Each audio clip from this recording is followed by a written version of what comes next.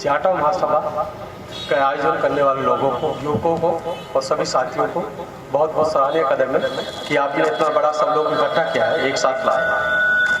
और हमारी जो प्रॉब्लम चल रही है कि जैसे 2 अप्रैल की बात कही कि बच्चों पर फर्जी केस चल गए, बच्चे जेलों में छूटे भी नहीं है, कुछ की शहीद भी हो गए, तो ये तो दुख की बात है। क्योंकि हम लोगों में जो कमजोरी है, हमें अपनी कमजोरी पहचाननी है। जब तक हम एजुकेशनली स्ट्रॉन्ग नहीं होंगे, शिक्षा के क्षेत्र में कॉम्पिटेंट नहीं बनेंगे, एम्प्लॉयमेंट के लायक नहीं बनेंगे, तो तब तक हम दूसरे पास से रहेंगे। आज की डेट में जॉब की बहुत प्रॉब्लम है, लोग जॉब के लायक नहीं है। मैं पिछले 10 साल से स्किल डेवलपमेंट का काम कर रहा हूँ। ऑल इंडिया स्किल डेवलपमेंट में ITI का चेयरमैन हूँ, पूरी हिंदुस्तान की जो है, और करीब 25 लाख सीट है। उसमें मेरी कोशिश रहती है 10 लाख स्टूडेंट्स के बच्चे पढ़ते हैं, गवर्नमेंट पढ़ाती है। और 400 बच्चों को नई बस्ती लल्लापुरा, जो आपने नाम सुना होगा, जिसमें हर दूसरा घर शराबी है, लेकिन वर्ल्ड लेवल की ITI है मेरे पास, 2005 से लगाई हुई है। और एक इंस्टीट्यूट मेरा स्पोर्ट्स कॉम्प्लेक्स के अंदर है। 400 गरीब बच्चों को मैं फ्री ऑफ कॉस्ट एजुकेशन देके इस लायक कर रहा हूँ कि उनको 100% एम्प्लॉयमेंट मिलता है। मिनिमम 10,000 से 50,000 रुपये महीने लायक जॉब कर रहे हैं। एक लड़के ने अभी मुजफ्फरनगर का था, 3 साल पहले ITI करी, वो मेरे से कल मिल रहा है कि सर मैं आपके यहाँ से ITI करके दुबई निकल गया, तो 10 लाख रुपए कमा कर लाया हुआ। कुछ लड़के नोएडा में जापान की कंपनी में काम कर रहे हैं, कुछ टाटा में है, कुछ रेलवे में है। एक लड़का भी नूरनगर का था, उसने टेस्ट पास किया, मेरे यहाँ से फिटर की 2 साल की ITI करी, ऑनलाइन टेस्ट पास किया, तो मारुति में 27,000 रुपये महीने चला गया। जॉब की कमी नहीं है हमारे नौजवानों को जॉब के लायक बनने की जरूरत है। और मैं गारंटी देता हूँ कि पूरे हिंदुस्तान में मैं अपने लोगों को रोजगार के लायक कर दूंगा। आप लोग पढ़ने तो आगे तो बढ़ो, स्कूल कॉलेज पढ़ने तो जाओ, घर बैठ कर पढ़ाई नहीं हो सकती। घर बैठकर डिग्री आ सकती है, और वो डिग्री किसी लायक नहीं है, वो सर्टिफिकेट किसी लायक नहीं है। जब तक हम कॉम्पिटेंट नहीं है, fit for employment, fit for self employment, तो जब तक हम किसी लायक नहीं है, दूसरे के सामने कब तक भीख मांगेंगे, कब तक हमको जॉब मिलेगा? जॉब तो फ्री हो गया। हमें जॉब वो करना ताकि लोग हमारे पीछे घूमे। जॉब के लिए हम दिन भर में 10 जॉब तैयार कर, 10 जॉब हमारे पास आ जाए, इंडस्ट्री हमारे पास आ जाए कि हमें आपकी जरूरत पड़ जाए। और वो जब भी होगा, बच्चे LLB में एडमिशन ले लेते हैं, कॉलेज में पढ़ने नहीं जाते, BA में एडमिशन ले लेते हैं, पढ़ने नहीं जाते। और सब्जेक्ट क्या लेंगे? BA में 8 सब्जेक्ट के लेंगे, जिसमें कोई पढ़ाई लिखाई नहीं। हिस्ट्री की ज्योग्राफी लेंगे, अभी फिजिक्स का मैथ पढ़िए ना। टेक्निकल लाइन में ITI कीजिएगा, आपको फाउंडेशन ITI, आपको 100% जॉब मिलेगा। आपके चाइना आगे पहुंच गया, जापान आ गए, जर्मन आ गए, स्किल डेवलपमेंट के कारण है। स्किल डेवलपमेंट में भाग आइए। कितने बच्चे हमारे बच्चे 10वीं 12वीं BA करके फिर जब 30 साल के हो जाते हैं, फिर स्किल डेवलपमेंट की तरफ दौड़ते हैं। कहते हैं मेरे बच्चे, मैं शादीशुदा हूँ, मेरे बच्चे होंगे, मैं क्या करूँ? तो इसलिए मैं कहता हूँ आप पढ़िए। पढ़ने के साथ जब आप इकट्ठे रहेंगे, और इकट्ठे रहने की बात, ये समाज की तो बात की बात है। पहले यदि अब 2 भाई हैं और माँ बाप है, यदि 2 भाई इकट्ठे एक साथ रह जाएंगे तो आप तरक्की कर जाएंगे। हमारे 2 भाई आपस में इकट्ठे नहीं रह पा रहे, हस्बैंड सगे भाई, माँ बाप एक साथ नहीं है, वो सेपरेट रह रहे। जिस दिन हमने अपने परिवार को इकट्ठा रखना सीख लिया, तो हम तरक्की करना शुरू कर देंगे। और जिस दिन हमने देख लिया एक टाइम खाना मिले या ना मिले, हमें इस एजुकेशन लेनी है। और एजुकेशन वो लेनी है जो एजुकेशन जॉब से लिंक हो, जिस हमें आज निकल तो साथ ही साथ को नौकरी मिल जाए। यदि आपके पास ITI पास बच्चे हैं, किसी भी ट्रेड में ITI कर रखी है, 1 लाख बच्चे भी होंगे तो मैं कल ही नौकरी दिला दूंगा। 1 लाख बच्चों 1 लाख बच्चों कल नौकरी दिला दूंगा। और यदि वो ITI पास है, उनको कुछ नहीं आता, तो फ्री ऑफ कॉस्ट 1 महीना पूरी ट्रेनिंग दे दूंगा। और नोट मेरा पूरी इंडिया के अंदर किसी भी इंस्टीट्यूशन में मैं साथ कहिए कि ये इंस्टीट्यूशन ITI मुझे इसमें ट्रेनिंग देनी है, मैं पूरी इंडिया में कहीं भी आप लोगों को ट्रेनिंग करा दूंगा, फिट कर दूंगा जॉब के लिए, जिसमें आप देश के अंदर विदेश में जॉब में जा सकते हैं। लेकिन मेरे बच्चे पढ़ते नहीं है, मुझे दुख होता है, लोग मुझे गाली देते हैं कि साहब एक किसान के पास खेती है, वो खेत में दाने डाल आए और फिर बाद में कहते 6 महीने बाद मेरी फसल हो जाए, तो क्या फसल होगी? इसी तरह से यदि मैंने एडमिशन ले लिया या मेरे अपने बच्चों को एडमिशन दिला दिया, मैं अपने बच्चे को स्कूल कभी कॉलेज गया नहीं, बच्चा मेरा क्या कर रहा, बच्चा मेरा पढ़ने नहीं गया, पूंजी लेके एग्जाम दे दिए, तो उसका होगा क्या? हमारी पैसे की पोजीशन आई है, फाइनेंशियल पोजीशन खराब है। और जहाँ तक बात है जो हमारे बच्चे बंद है, उसमें बताइए जो मैं उनकी फाइनेंशियल हेल्प कर सकता हूँ, फाइनेंशियल हेल्प भी करूँगा। और जो भी आपकी लीगल एड होगी, जो भी जिस तरह की, मैं उनकी एड प्रोवाइड करूँगा आप लोगों को।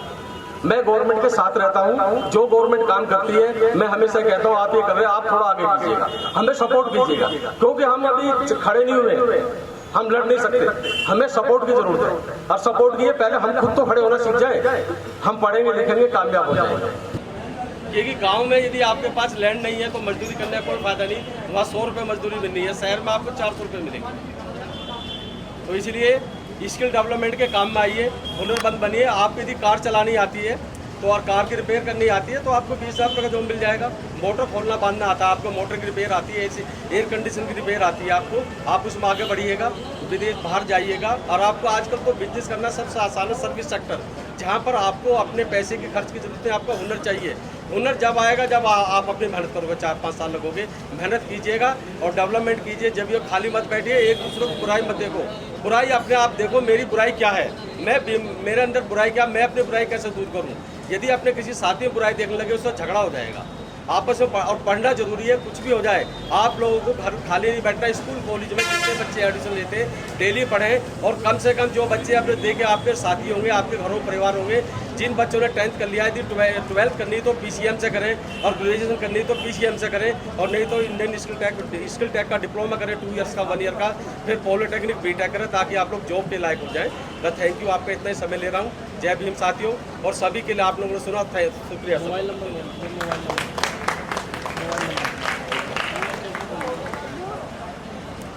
हाँ, मैं फिर रिपीट करता हूँ, जो हमारे बच्चों पे प्रॉब्लम आ गई है, जिसको कह रहे हैं आपको दिक्कत आ रही है, नहीं छूट पा रहे हैं, उनके लिए मैं पूरी हेल्प करूँगा। और मैं ज़्यादा जाकर मंच पर तो नहीं कह सकता किस तरह से, जो भी फाइनेंशियल लीगल हेल्प होगी वो आपकी हेल्प करूँगा। स्पोर्ट्स कम्प्लेक्स में दिल्ली रोड पर, दिल्ली रोड आपने देखा, मुकुट महल होटल के सामने स्पोर्ट्स कम्प्लेक्स है, वहाँ देवलोक है, एरिया अच्छा एरिया, वहाँ पर मेरी बिल्डिंग है B25, वहाँ पर मेरा कॉलेज है, पीछे रेजिडेंशियल एक नई बस्ती में ITI है। मैं 24 घंटे वहीं मिलता हूँ। और कभी कहीं जाना पड़ता किसी फंक्शन में, जैसा आज आ गया, सुबह में रेलवे का एक प्रोग्राम था, रेलवे में गया था। मेरा मतलब यही है, अपने लोगों को रोजगार के लायक बनाना, कॉम्पिटेंट बनाना। हम आदमी कॉम्पिटेंट नहीं है, हम फिट नहीं हो पा रहे जॉब के लिए। यदि आज हमारे पेरेंट्स जॉब कर रहे हैं, ये तो कल वो रिटायर हो जाएंगे, तो हम कहाँ जाएंगे। हमें जॉब के लायक बनना ही पड़ेगा, उसके लिए मेहनत करनी पड़ेगी। और मेहनत के लिए मैं आपको पूरी इंडिया की तरफ की कहता हूँ, आपको पूरी इंडिया में एडमिशन मिल जाएगा जहाँ आप चाहेंगे, लेकिन आपको पढ़ना पड़ेगा। सुबह का टाइम 9 से 5 का, आप बोलिए मैं 8 से 7 पढ़ूंगा। ये नहीं कि महीने में एक बार आगे, हफ्ते में एक बार आगे। एक बड़ी प्रॉब्लम है, हमारे शादी ब्याह में बहुत लोग जाते हैं, 200 आदमी 100 आदमी जाते हैं। लड़की वाला जो है 5 आदमी खाना नहीं खिला सकता, हम 200 आदमी चले जाएंगे, उसका घर बिक जाता है। अरे आपको ना तो किसी बनते जी को बुलाने की जरूरत है, ना पंडित जी को बुलाने की जरूरत। संविधान लीजिए हाथ में, सब बाबा साहब का संविधान, जो गवर्नमेंट ऑफ इंडिया चलती है, भारत सरकार चली हुई, दुनिया चल रही, संविधान को लीजिए, अब शादी कर लीजिए संविधान के अनुसार। मैं शब्द लेता हूँ, रजिस्टर्ड करा लीजिएगा, क्योंकि आप भत्ते जी को बुलाएंगे, वहाँ भी पैसा खर्च होगा। यह हर आदमी का तरीका। आप लोग से बाबा साहब को मानिए, संविधान, और बाबा साहब जो अनुयायी है, एक जो साइंटिफिक लिविंग सिस्टम है, ये बाबा साहब को जो हम अम्बेडकरवादी हैं, ये प्रॉब्लम क्या है। चलिए आज मैं कहना नहीं चाहता तो कहता हूँ, जितने नॉन दलित हैं सब अम्बेडकरवादी हैं, मुँह से वो मनुवादी हैं, दिल से अम्बेडकरवादी।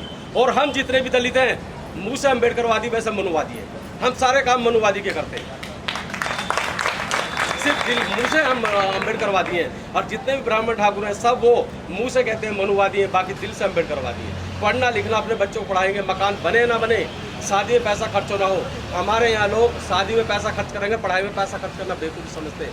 और जिस दिन शादी में पैसा खर्च नहीं करेंगे, आगे बढ़ जाएंगे। मैंने अपने बेटे की शादी की थी, मैं 20 बाराती ले गया था, और लड़की वाले का 1000 आदमी थे। मैं कभी क्या करोगे इन 1000 आदमियों का, ये काम तो 20 आदमी से चल सकता है, 10 आदमी चल सकता है। इसलिए जहाँ आप खर्चा, एक तो इनकम कम, हमारी इनकम को बढ़ाइए, जहाँ खर्चा बेफजूली छोड़िए। शादी में जिस दिन हमने खर्च करना कम कर दिया, और उस पैसे को यदि शादी में जो खर्च करते हैं 50% एजुकेशन में खर्च कर दिया, तो आप लायक बन जाएंगे। आपके पीछे नौकरी आगे पीछे घूमनी चाहिए, आप नौकरी के पीछे ना घूमें। यदि आप एम्प्लॉयमेंट के लायक बन जाएंगे, जब भी बनेंगे जब आप डेली पढ़ेंगे लिखेंगे। आप पढ़िए, मेहनत कीजिएगा, और इसमें कोई प्रॉब्लम की बात नहीं है। एजुकेशन के बिना डेवलपमेंट नहीं, नो नॉलेज विदाउट एजुकेशन। और जब तक एजुकेशन नहीं है, नॉलेज नहीं है, तो हमारे पास फंड नहीं आएगा। फंड इसलिए नहीं आएगा, कोई एम्प्लॉयमेंट नहीं। एम्प्लॉयमेंट आने के लिए पढ़िए। मेरा नंबर नोट कर लीजिएगा प्लीज़, नोट माई नंबर। मेरा नंबर 9634876040।